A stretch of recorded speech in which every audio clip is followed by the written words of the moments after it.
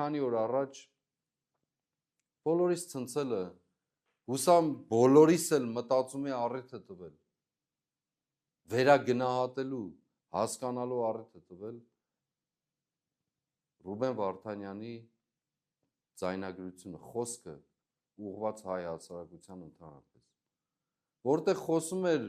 ճիշտ այն արժեքների մասին, ինքնազոհողությունից սկսած եւ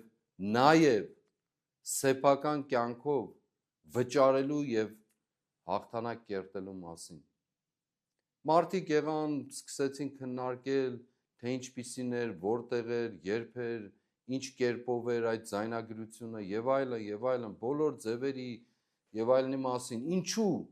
Որպեսզի պատասպարվեն, որպեսզի սեփական մեղքը կամ սեփական անպատվությունը չընդունեն, որպեսզի սեփական ներդրումը, ինքնազոհողությունը ծածկեն ինչ-որ ձևով, բայց խոսեն արտաքին ինչ-որ բաների մասին, թե ինչպես տեղի ունեցավ այդ ձայնագրությունը, ինչ կերպով, ձայնը լավն էր, լավը չէր,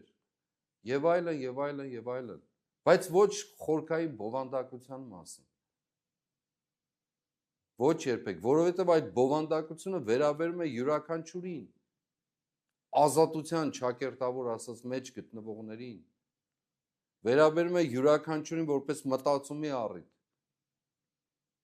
ինքնակնության առիթ, յուրաքանչյուրին է վերաբերում մեզանից մտածելու մեր ապրած կյանքի մասին, հենց այս օրերի, այս ժամին ապրած կյանքի մասին, մեր պատվի մասին, արժանապատվության մասին, Աստծո սիրո մասին,